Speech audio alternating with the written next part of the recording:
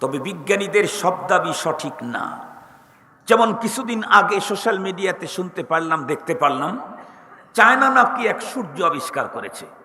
সেই সূর্যের তাপ নাকি এই সূর্যের চাইতে 5 গুণে বেশি। আপনারা বলেন তো দেখি, এই বক্তব্য কমপ্লিট পুরা পাগল ছাড়া কেউ কি দিতে পারে? কারণ সূর্য ওই জাতীয় তাপওয়ালা সূর্য যদি তুমি তৈরি করো, যার পাওয়ার এই সূর্যের চাইতে বেশি, তাহলে তুমি ওটার কাছে গেলা কেমনে? ওটা রাখছো কোথায়? রব্বুল আলামিনের সূর্য তো কত হাজার কোটি মাইল দূরে। তাই আষাঢ় মাসে যখন তাপ দেয়, সহ্য হয় না, পাগলের মতো হয়ে যাও, হিট স্ট্রোক করে মারা যাও। আর চায়নাতে তৈরি করে চায়নাতেই রাখলা কোথায়? সেইটা আবার ওইটার চাইতে 5 গুণে পাওয়ারফুল। তার মানে এটা হলো কমপ্লিট একজন পাগলের বক্তব্য ছাড়া কোনো সুস্থ মস্তিষ্কের মানুষ এ কথা বলতেই পারে না। এই জন্য বিজ্ঞানীদের সব তথ্য সঠিক না, সব কথাই সঠিক না। ওরা বলতেছে যে আমরা যে মেশিন তৈরি করেছি আত্মহত্যার, কেউ যদি আত্মহত্যা করতে চায় তাহলে মেশিন নিয়ে আত্মহত্যা করবে, তাহলে ওর কোনো ঝামেলাই হবে না। অথচ কোরআনুল কারীমে আল্লাহ রাব্বুল আলামিন পয়গম্বর তার হাদিসে পাকের মধ্যে মৃত্যু যন্ত্রণার কথা অনেক বর্ণনা করেছেন। মৃত্যু যন্ত্রণা কত কঠিন, মৃত্যু যন্ত্রণা কত ভয়াবহ, কত সিরিয়াস, এ বিষয়ে অনেক বর্ণনা হাদিসে এসেছে, কোরআনে পাকের মধ্যে এসেছে। আর ওরা বলতেছে কি, আত্মহত্যা করবে কিন্তু কোনো ঝামেলা হবে না। সেদিকে যেতে চাই না। আমার আলোচনা হলো একটাই, তাহলে পৃথিবীতে মানুষ আনন্দে আরামে দিনাতিপাত করার, নতুন নতুন মেশিন তৈরি করার পরেও, প্রযুক্তি উদ্ভাবনের পরেও আত্মহত্যা এতটাই মানুষ চয়েস করতেছে, এত আরামে থাকার ব্যবস্থা, তারপরেও মানুষ মরতে চাইতেছে কেন? কথা কি বুঝাইতে পারছি আপনাদেরকে? এত আরামে দুনিয়াতে থাকার ব্যবস্থা, এরপরেও মানুষ মরতে চাচ্ছে কেন? আরামের সমস্ত কিছু সামগ্রী তৈরি করে যদি মরতেই হয়, মরে যেতে চাই, তাহলে এই আরামের গাড়ি আর বাড়ি তৈরি করার কোনো যুক্তি কোথায় নাই। মুহতারাম হাজিরিন, তার কারণ হলো 100% এবং তার উপরের সত্য কথা হলো, এই পৃথিবীতে কেউ যদি মানুষ হয়ে থাকে, মানুষ, এই লোকটার সুখ শান্তি সমৃদ্ধি সবগুলি শুধুমাত্র কেবলমাত্র ইসলামের মধ্যে। ইসলামকে ছেড়ে দিয়ে ভিন্ন কোনো তন্ত্র মন্ত্র মতবাদ, অন্য কোনো ফর্মুলা, এগুলি দিয়ে কখনোই মানুষ পৃথিবীতে শান্তি পেতে পারে না, আর পরকালের মুক্তি তো সম্ভাবনাই নাই। মুহতারাম হাজিরিন, আজকে তামাম দুনিয়াতে সুইসাইডের প্রবণতা বৃদ্ধি পেয়েছে, অথচ দুনিয়াতে আনন্দে জীবন কাটাবার উপকরণ কমপ্লিট, এরপরেও মানুষ মরতে চাচ্ছে। কারণ এই উপকরণ মানুষকে বাহ্যিক শান্তি দিলেও ভিতরের প্রশান্তি আনতে সক্ষম নয়। ভিতরের প্রশান্তি যদি কেউ পেতে চায়, তাহলে তাকে আসতে হবে আল্লাহ পাকের স্মরণে। আল্লাহ পাকের কোরআনে আল্লাহ তাআলা বলেন, আলা বিযিকরিল্লাহি তাতমাইন্নুল কুলুব। নিঃসন্দেহে আল্লাহ পাকের স্মরণেই মানুষের অন্তর প্রশান্তি পায়, তৃপ্তি পায়, মজা পায়, শান্তি পায়। আল্লাহ পাকের স্মরণে। আল্লাহ পাকের স্মরণ বলতে শুধু লা ইলাহা ইল্লাল্লাহ নামের এটার জিকির না। লা ইলাহা ইল্লাল্লাহর জিকির, আল্লাহ আল্লাহর জিকির, সুবহানাল্লাহর জিকির, কোরআনে পাকের তিলাওয়াত, সালাত আদায়, সিয়াম কিয়াম, নামাজ পড়া, রোজা রাখা, হজ করা, যাকাত দেওয়া, সৎ পথে চলা, সত্য কথা বলা, সবগুলি আল্লাহর স্মরণের মধ্যেই আছে। ঢাকা শহরের অভিজাত এলাকা, সেটি হচ্ছে ধানমন্ডি, যেখানে আমাদের জাতির জনক বঙ্গবন্ধুর বাড়িঘর, যেখানে সেই এরিয়াতে আর কি, সেই ধানমন্ডিতে অভিজাত এরিয়া, সেখানে 7 নম্বর রোড 25 নম্বর বাসায় এক ভদ্রলোক লম্বা টাইম লাইভে কথা বলে শেষে নিজের বৈধ পিস্তল দিয়ে নিজের মাথায় গুলি করে সুইসাইড করেছে।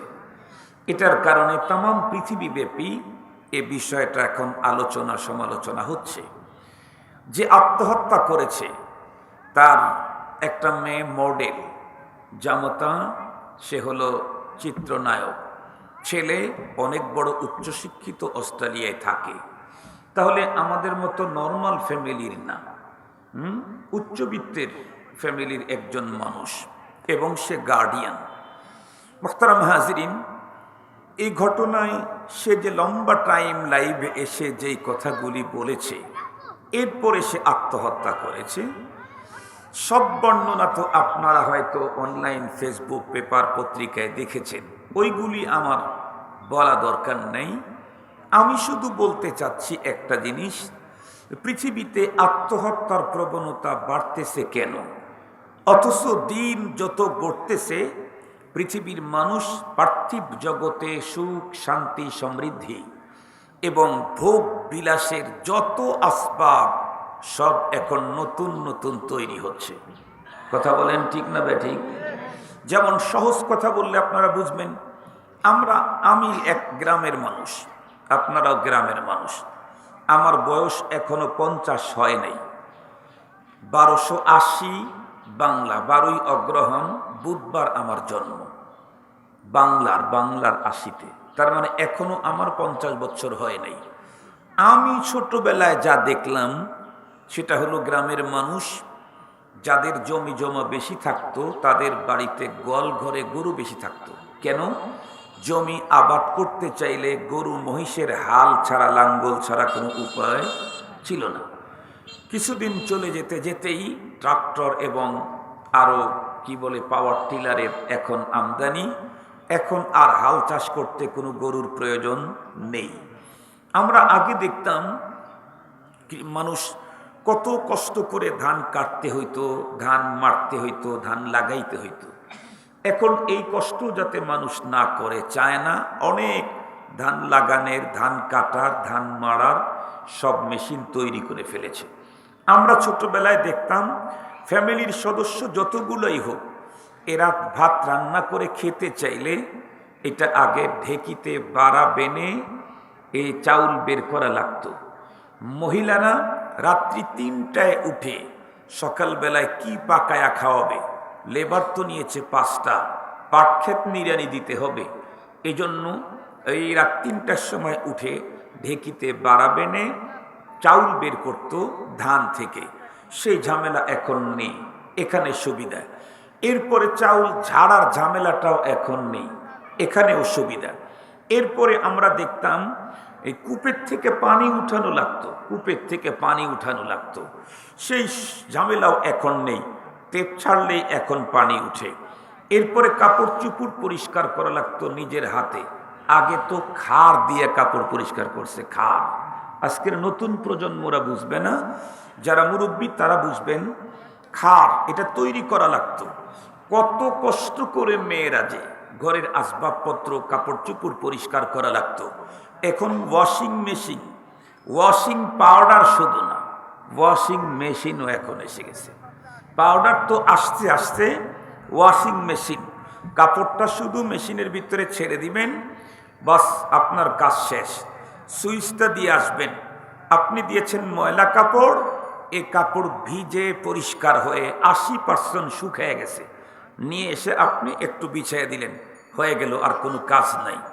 পথ চলার জন্য আগে মানুষ 10 কেজি 50 কেজি 1 মণ ধান বিক্রি করতে চাইলে কাঁধে করে ভারে করে নিয়ে যাওয়া লাগতো চান্দাইকোনা হাটে। এখন ঘরের দরজাতেই পাইকার এসে হাজির হয়ে থাকে, আর নেওয়ার জন্য কাঁধে করে বহন করার কিছু নেই। প্রযুক্তি এত উন্নত, কেউ কারোর সাথে দেখা করতে চাইলে লম্বা পথ অতিক্রম করে দেখা করা লাগতো। এখন প্রযুক্তির কারণে আমেরিকাতে থাকে ছেলে, দৈনিক আধা ঘন্টা পর পর ছেলে, ছেলের বউ, বাচ্চা, নাতি নাতনি সবাইকে দাদা দাদি সহ দেখা করার প্রযুক্তি এখন মানুষের হাতের মুঠোয়। এক কথা, মানুষের জীবনযাত্রা পৃথিবীতে আরামে আনন্দে থাকার যা উপকরণ, এগুলি পৃথিবীতে দিন যত যাচ্ছে ততই আবিষ্কার হচ্ছে। কিন্তু দুনিয়াতে স্বাচ্ছন্দ্যময় জীবন কাটাবার এত ব্যবস্থাপনা, এরপরেও মানুষ সুইসাইড করতে চায় কেন? আত্মহত্যার প্রবণতা বাড়তেছে কেন? আপনারা কি গুরুত্বের সাথে কথাগুলি শুনবেন? মাহতালি একটু এদিক ওদিক চাওয়াচাওয়ি বাদ দেন। আপনারা তো ওয়াজ মাহফিলে আসছেন কতজন? আল্লাহর মেহেরবানিতে আমি যেই মসজিদে জুমার নামাজ পড়াই, আমি 2 মসজিদে জুমার নামাজ পড়াই। একটা হলো আল আমান বাহেলা মসজিদ, ওই যে বেলকুচির নাম করা মসজিদ, এখানে 1 জুমা পড়াই। আর 3 জুমা পড়াই ঢাকাতে। ঢাকার যেই মসজিদে জুমার নামাজ পড়াই, সেই মসজিদে জুমার দিন ঠোঙ্গায় টাকা ওঠে 1,28,30,000। তাহলে বুঝেন মুসল্লি কতগুলি। যেই মুসল্লিরা মসজিদে জায়গা না পেয়ে স্টাফ কোয়ার্টার রোডের এক সাইড বন্ধ করে যারা নামাজ পড়ে, তার সংখ্যাও আপনাদের উপস্থিতির চাইতে 5 গুণে বেশি। আমি গ্রামগঞ্জে সহজে আসতে চাই না। গ্রামগঞ্জে আসতে চাই না কেন? স্বর্ণ তো স্বর্ণই, কিন্তু গ্রামে স্বর্ণের দোকান দিলে পেটে ভাত যাবে না। স্বর্ণ তো স্বর্ণই, নাকি বলেন? কিন্তু গ্রামে যদি স্বর্ণের দোকান দেয়, কয় টাকা বেচা কেনা হবে দৈনিক? এই জন্য গ্রামে সহজে আসতে চাই না। আসতে হলো এক বিশেষ কারণে। তো আসতে যেহেতু আল্লাহ নিয়ে আসছেন, একটু কথা দুইটা শুনেন, কিছু তো ফায়দা হবেই, আমারও হবে, আপনাদের হবে। আর এখন তো ওয়াজের নামে আওয়াজ চলে। ওয়াজের নামে কি চলে? আওয়াজ চলে। যার আওয়াজ যত সুন্দর, তার পিছনে তত বেশি শ্রোতা। আসতে হলো ওয়াজ শুনতে, শুনে যায় আওয়াজ। ওয়াজ কোনটার আওয়াজ কোনটা এটাও পাবলিক বুঝে না। আমরা ওয়াজ করতে এসেছি, আওয়াজ শুনাইতে আসিনি। টার্গেট হলো ওয়াজ, তবে ওয়াজ করতে গেলে আওয়াজটা দরকার আছে, সুরের দরকার নাই, সুর ছাড়া ওয়াজ হয়। এর একটু ভালো করে শোনেন যুবক ভাইরা, তোমরাও শোনো। আমরা তো এখন শেষের দিকে। আল্লাহ তোমাদের হায়াতে বাঁচায় রাখলে তোমাদেরকেই আগামী দিনে এই দুঃখ দুর্দশার মোকাবেলা করতে হবে। এই জন্য তোমাদের জন্য আরো বেশি দরকার এই বয়ানগুলা। পৃথিবীতে মানুষের স্বাচ্ছন্দ্যময় জীবন কাটাবার উপকরণ প্রতিদিন নতুন নতুন আবিষ্কার হচ্ছে পৃথিবীতে, প্রতিদিন। অথচ তাম পৃথিবীর মধ্যে সবচাইতে বেশি মানুষের আনন্দ জীবন কাটাবার উপকরণ যে দেশে বেশি আছে, সেই দেশের মানুষের মধ্যেই আত্মহত্যার প্রবণতা বেশি। কেন? আপনারা শুনলে অবাক হবেন। শুধু আত্মহত্যার প্রবণতা বাড়ছে তা না, বরং আত্মহত্যা করতে গেলে তো, পিস্তুল ঠেকায় আত্মহত্যা করতে গেলে তো শরীরটা কেঁপে ওঠে, আতঙ্কে ভয় পায়। আপনারা মনে হয় দেখেছেন, ওই ভদ্রলোক যে আত্মহত্যা করেছে, তার আগে একটা মিসফায়ার করেছে। ও নিজের পিস্তুলে যখন মিসফায়ার করে, তখনই ও চমকে উঠেছে। তাহলে বুঝেন ওর অবস্থা কত ভয়াবহ ছিল তখন। কেউ যদি গলায় দড়ি দিয়ে মরে, এটা অত্যন্ত কষ্টের। কেউ যদি বিষ খায়, এটা আরো কষ্টের। কেউ যদি গাড়ির নিচে ঝাঁপ দেয়, টুকরো হয়ে যায়, এটাও অনেক কষ্টের। কেউ যদি পানিতে ঝাঁপ দিয়ে পানি খেয়ে খেয়ে মরে, এটাও অনেক কষ্টের। কেউ যদি নিজের শরীরে আগুন লাগিয়ে দিয়ে পুড়ে মরে, এটাও কষ্টের। এই জন্য এখন কষ্ট হবে না, আরামে আত্মহত্যা করতে পারবে এই জাতীয় মেশিনও এখন পৃথিবীতে আবিষ্কার হয়েছে। বিজ্ঞানীদের দাবি আত্মহত্যা করবে কিন্তু কষ্ট হবে না, এরকম মেশিন আবিষ্কার করেছে। ওই মেশিনের ভিতরে ঢুকলে মাত্র কয়েক মিনিটের মধ্যেই সে দুনিয়া থেকে বিদায় নেবে, তার কষ্ট হবে না। এটা হলো তাদের দাবি। তবে বিজ্ঞানীদের সব দাবি সঠিক না।